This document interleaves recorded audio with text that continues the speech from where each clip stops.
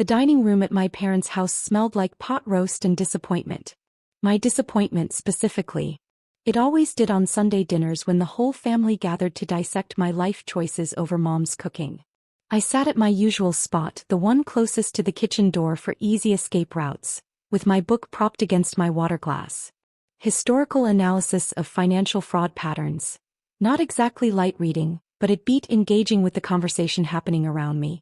"I'm serious, Emma, you should be thanking me," Derek said, cutting into his second helping of roast.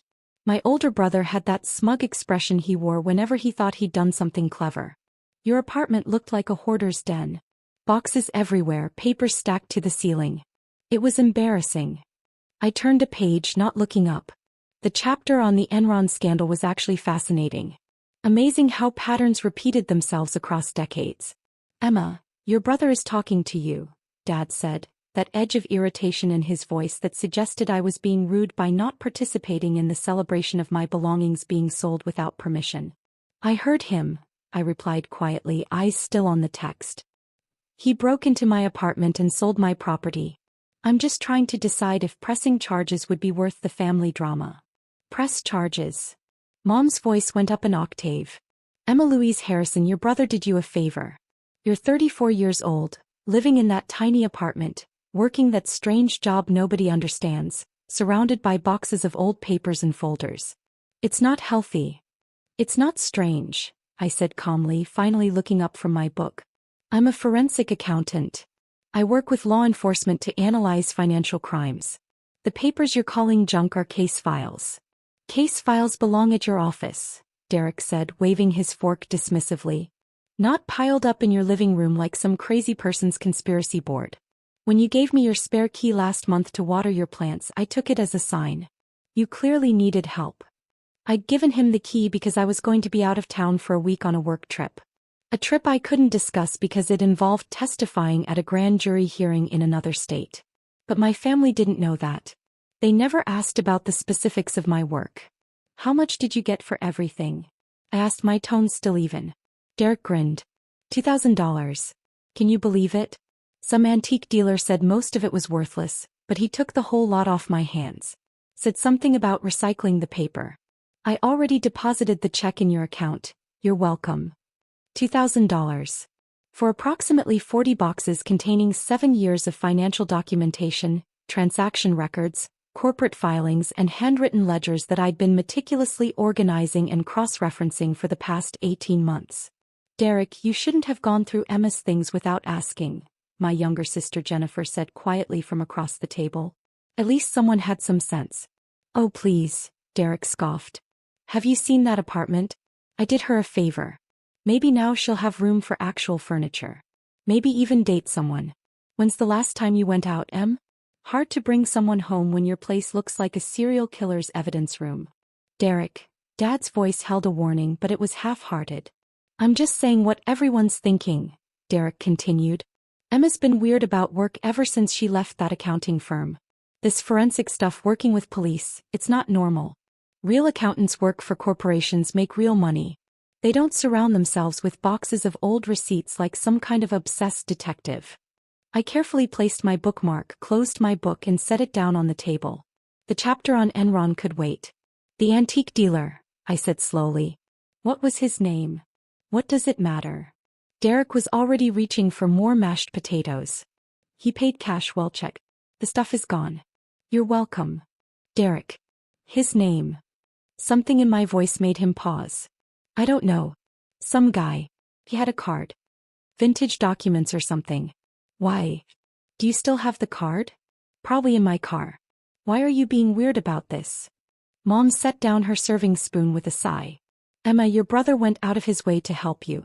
The least you could do is show some gratitude instead of interrogating him." "Help me," I repeated softly. "He broke into my apartment." "He had a key," Dad interrupted. "That was given for a specific purpose, went through my personal belongings and sold them without my knowledge or consent. That's not help. That's theft." "It's not theft when it's family," Mom said firmly. "Family helps each other. You were clearly struggling to let go of all that clutter." Derek took initiative. Jennifer opened her mouth, probably to defend me again, But her husband Mark touched her arm and shook his head slightly. Smart man. He'd learned not to get involved in family politics. Those boxes, I said, keeping my voice level despite the knot forming in my stomach, were not clutter. They were evidence in an active federal investigation. The table went quiet. Evidence. Dad's tone shifted slightly, though still skeptical. Emma, you're not actually FBI. You're a contractor or consultant or whatever. Real evidence would be in police custody. I work with multiple federal agencies, I explained, not for the first time. When cases involve complex financial fraud, they bring in specialists. That's what I do. I analyze financial patterns, trace money movement, build cases. The documents I keep at home are copies for my analysis work. The originals are secured, but I need working copies to do my job. So they're just copies, Derek said, relaxing. Then what's the big deal? Make new copies. I looked at him, really looked at him. My brother, who'd graduated with a business degree and now managed a car dealership. Who'd spent his whole life taking shortcuts, making surface-level assessments, never bothering to understand complexity. Derek, when did you sell the boxes? Yesterday afternoon. Why? Yesterday. The day before I was supposed to present my findings to the FBI field office. The culmination of 18 months of work tracing financial transactions through shell corporations, offshore accounts, and deliberately obscured paper trails. And you're sure he took everything? All the boxes. Every single one. Cleared out your whole living room. The place looks so much better now. You'll see when you get home. I pulled out my phone and opened my calendar, scrolling to yesterday's date. 3 missed calls from an unknown number while I'd been on the plane back to town. 2 voicemails I hadn't listened to yet. Emma, put your phone away at the table, Mom chided. We're having family dinner. I ignored her and played the first voicemail on low volume. Ms. Harrison, this is Special Agent Chin from the FBI. We need to speak with you urgently regarding the Meridian case. Please call me back immediately at this number. The second voicemail was shorter, more tense. Ms. Harrison, this is Agent Chin again. We have a situation. Call me back now. I looked up from my phone. Everyone at the table was staring at me now. What case? Jennifer asked quietly. I can't discuss details, I said. But Derek, you need to tell me everything about this dealer. Where did you find him? How did he know to contact you? He didn't contact me, Derek said, and for the first time, I heard a hint of uncertainty in his voice. I found an ad online. We buy vintage documents and paper collections. Figured it was perfect. Called him, sent photos. He came by the next day with cash. Photos, I repeated. You sent photos of my documents to a stranger online.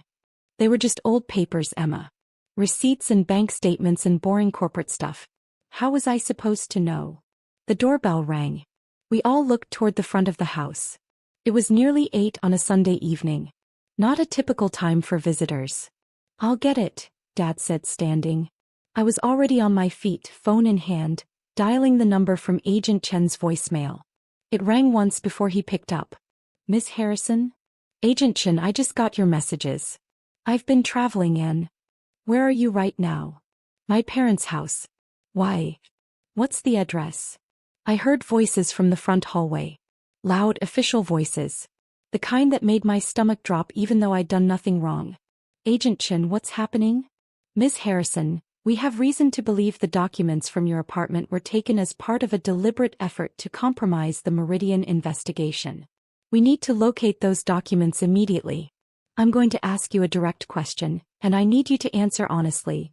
Did you sell or dispose of any materials related to the case? No, I said firmly.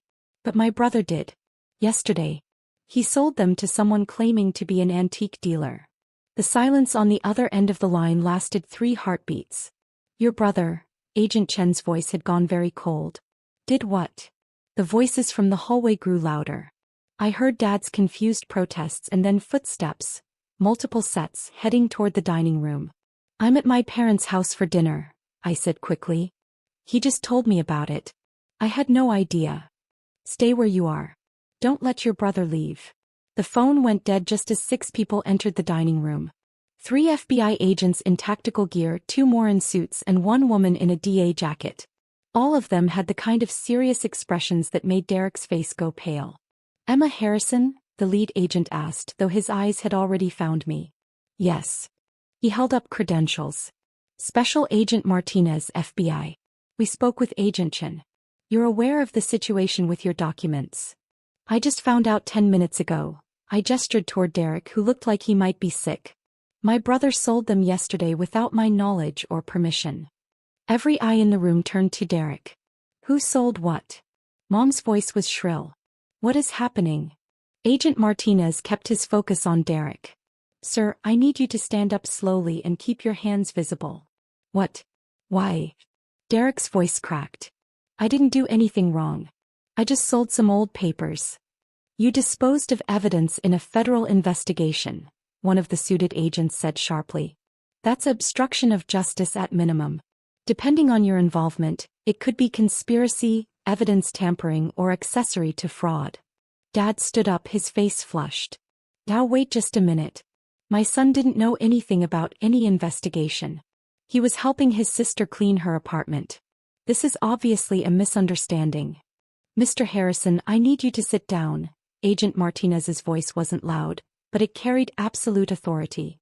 "Your son unlawfully entered a private residence and removed materials that were part of an active federal investigation into an $85 million fraud case. Whether he knew what he was doing or not, the results are the same." "$85 million? Jennifer whispered. I moved around the table toward Agent Martinez. "The documents he sold, do you know where they are now?" "That's what we're trying to determine. The antique dealer your brother contacted was likely working for the targets of our investigation. They've been trying to locate your working files for months." "But how would they know where Emma lived?" Mom asked, her voice trembling now. "How would they know to contact Derek?" Agent Martinez looked at Derek. "Sir, the ad you responded to, had you searched for it specifically, or did it appear in your feed?" Derek's hands were shaking. I was looking at Emma's Instagram. She posted a photo from inside her apartment a few months ago. You could see some of the boxes in the background. I thought, I was just looking for a way to help. The ad showed up in my feed after that. I thought it was a coincidence." "Targeted advertising," one of the other agents muttered. "They've been monitoring her social media, identified family members, and fed content specifically to people who might have access to her residence."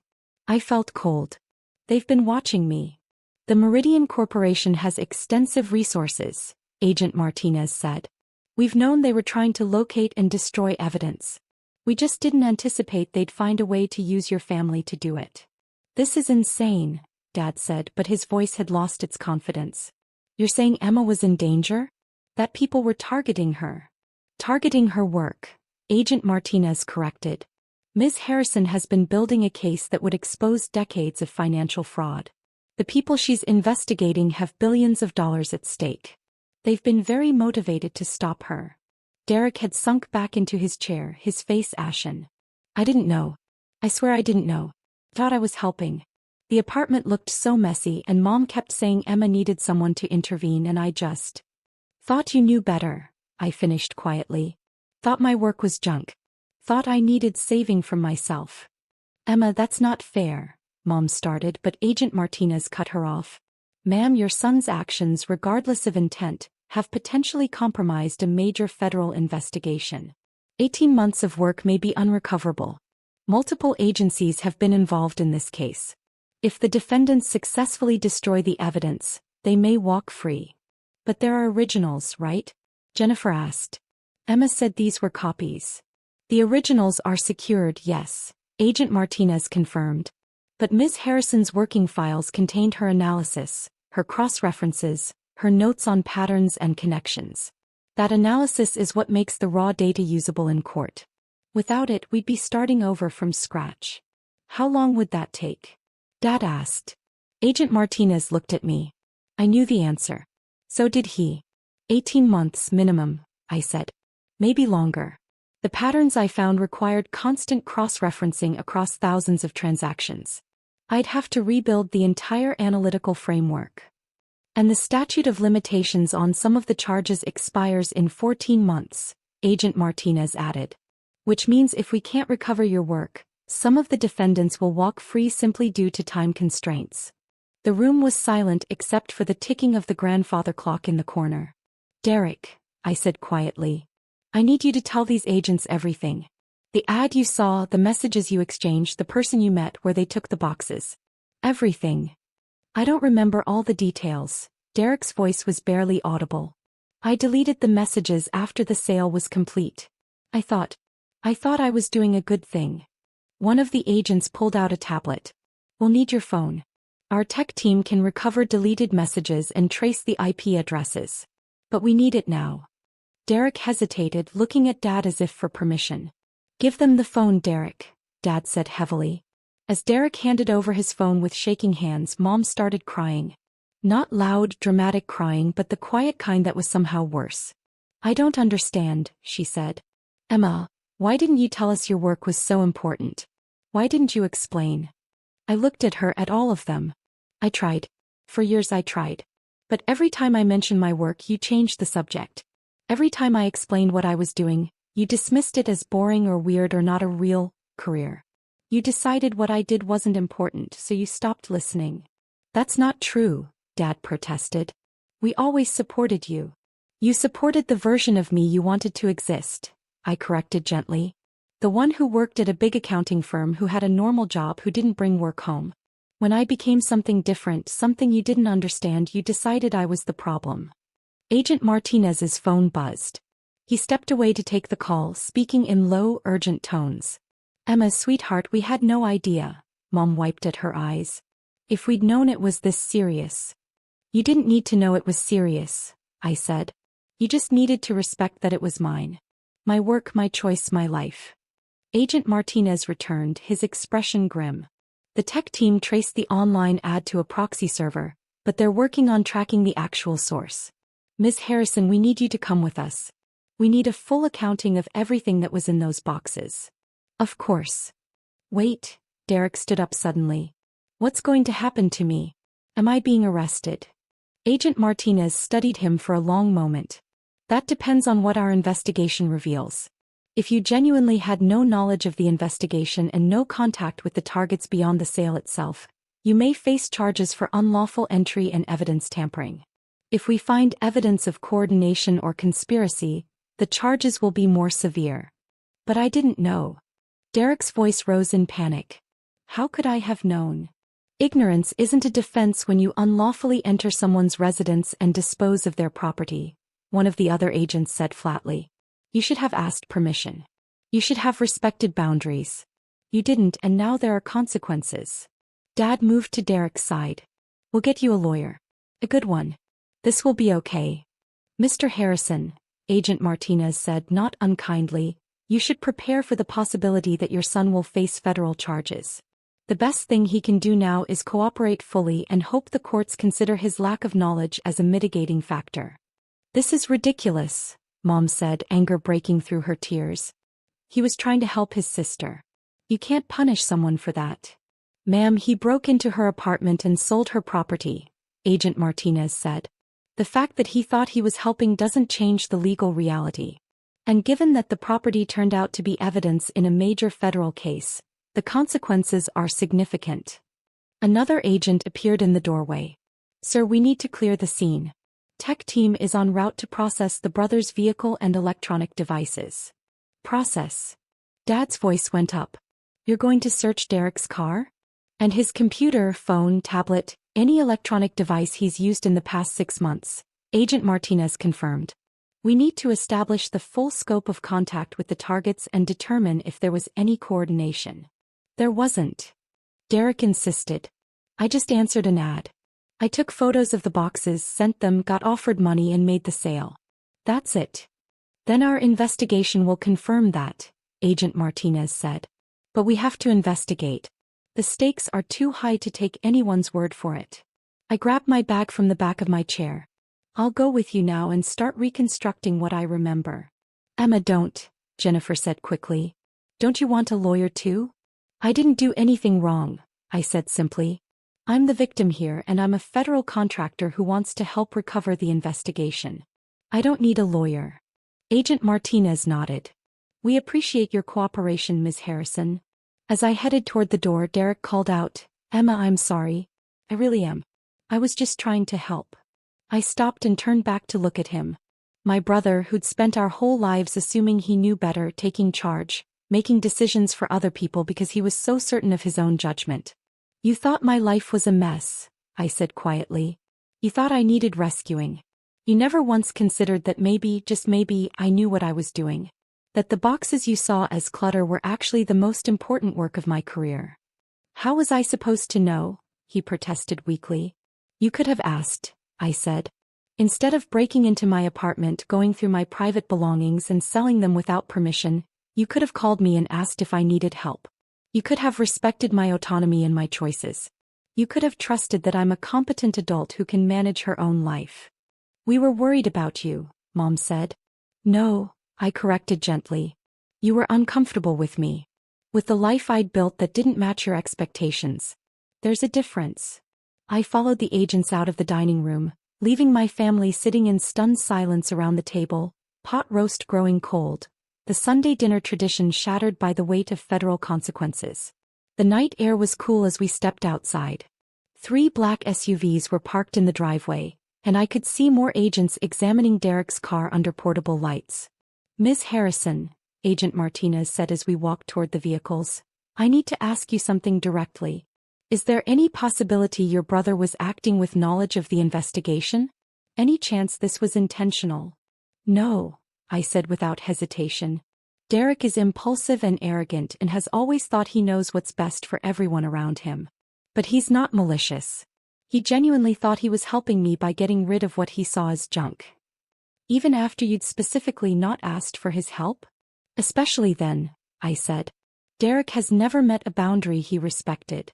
It's who he is." Agent Martinez opened the SUV door for me. "The defendants in your case, they would have known your family dynamics. They would have researched everyone close to you looking for vulnerabilities.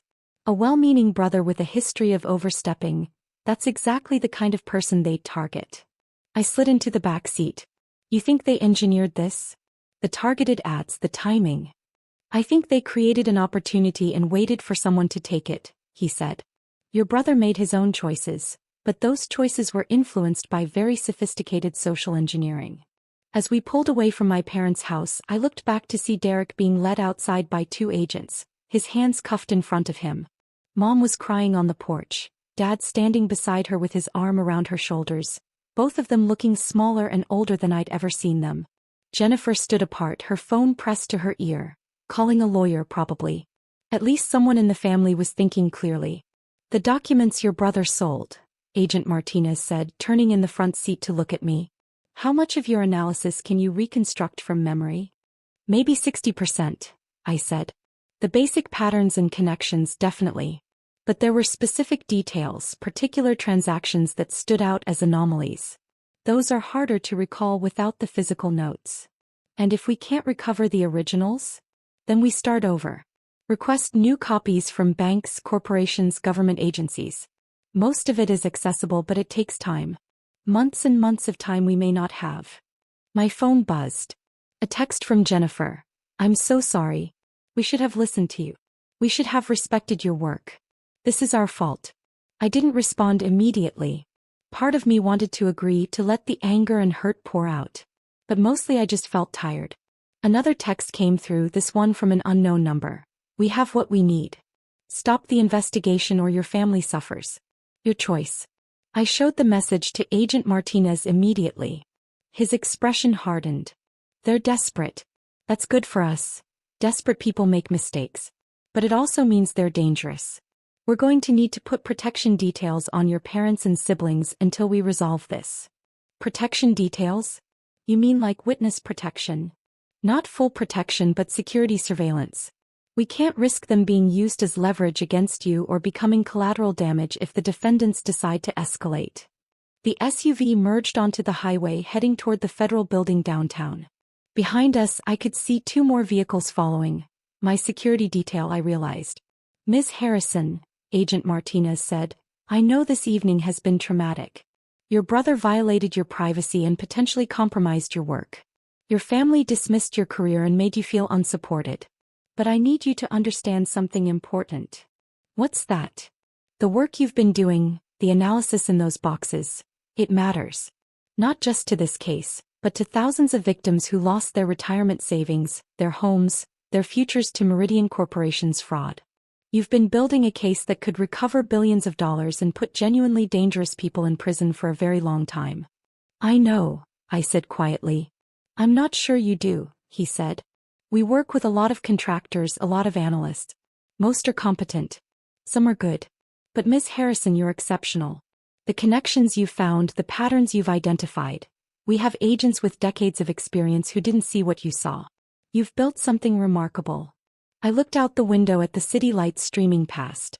My family thinks I'm weird. Your family doesn't understand what you do. That's their limitation, not yours. And after tonight, I think they're starting to realize that. My phone buzzed again. Mom, this time. Emma, please come back. We need to talk about this. Derek is being arrested. They're taking him away. Please, honey. We're family. I showed the message to Agent Martinez. Can I respond? What do you want to say? I thought about it for a long moment. That I'll help Derek as much as I can, but there are consequences for his actions. That being family doesn't mean having the right to violate boundaries and face no repercussions. That I love them, but I'm tired of not being respected. That sounds fair. But Emma, he used my first name for the first time. You don't owe them a response right now. You don't owe them your emotional energy when you need to focus on salvaging the investigation. Being a good daughter doesn't mean sacrificing yourself. I typed out a simple message. I'm helping the FBI recover the investigation. Derek made his choices. We'll talk when I'm done. The federal building loomed ahead, all concrete and glass and the weight of justice. Somewhere in that building were other agents, other analysts, all working on cases that mattered, cases that protected people, cases that held powerful criminals accountable. My family had never understood that. They'd seen boxes of papers and called it junk. They'd seen dedication and called it obsession. They'd seen important work and decided it was worthless because it didn't fit their definition of success. Agent Martinez, I said as we pulled into the underground garage, the Meridian case. If we can't recover my analysis, if we have to start over and some of the defendants walk free, what happens to the victims? They lose, he said simply. They already lost their money. But they'd also lose the chance for justice, for seeing the people who stole from them face consequences. That's what we're fighting for. Not just convictions but accountability. Then we'd better figure out where Derek's antique dealer took my boxes. Already working on it. Tech team is tracking his digital footprint. We've got agents interviewing neighbors near your apartment to see if anyone saw the vehicle used for pickup. We're checking traffic cameras, running facial recognition on anyone who might have been surveilling your building. We'll find them. And if they've already destroyed everything? Agent Martinez smiled slightly. Then we make do with what we have left. Your memory, your analytical skills, and your exceptional ability to find patterns in financial chaos. It won't be easy. But we don't give up on cases this important. The elevator opened directly into a secure floor. More agents, more computers, more of the invisible infrastructure of federal law enforcement that most people never saw. My family thought I had a strange job, working late hours on incomprehensible financial documents, bringing home boxes of boring papers to analyze. They didn't understand that this was how you caught the criminals who wore expensive suits and hid behind shell corporations. This was how you protected people who trusted the system and got betrayed. This was important work. And tonight, whether they understood it or not, my family had learned that lesson the hard way. Conference room 3. Agent Martinez guided me down a hallway. We've got coffee, food if you're hungry, and a whiteboard. Let's start reconstructing what we can from memory. Even if we recover the physical documents, having your knowledge documented separately will strengthen the case. I set down my bag and picked up a marker. The whiteboard was large, blank, waiting to be filled with the patterns only I could see. The Meridian Corporation operated through 17 primary shell companies. I began writing as I spoke. The money flowed in patterns, 3-month cycles, moving through offshore accounts in the Caymans, then Luxembourg, then back to domestic accounts disguised as legitimate business income. Agent Martinez pulled out a laptop, recording everything. Other agents filtered into the room, listening, taking notes. I wrote faster, the patterns emerging from memory like they'd been waiting to be released. Account numbers, transaction dates, Anomalous transfers that had taken me months to identify and now poured out in a stream of recollection. Somewhere across town, Derek was being processed into federal custody, learning that good intentions didn't excuse bad actions. Mom and Dad were probably still crying, still trying to understand how their Sunday dinner had ended with FBI raids and federal charges. And somewhere else, the people who'd stolen $85 million from innocent victims were probably celebrating, thinking they'd won, thinking they'd successfully destroyed the evidence that could convict them. They were wrong. I filled the first whiteboard and moved to a second. The case was still alive. The investigation continued. And I was going to make absolutely certain that justice was served, even if I had to rebuild every single analysis from memory. Because that's what forensic accountants do. We find the patterns. We trace the money. We build the cases that hold criminals accountable. Even when our own families think we're just collecting junk. Especially then.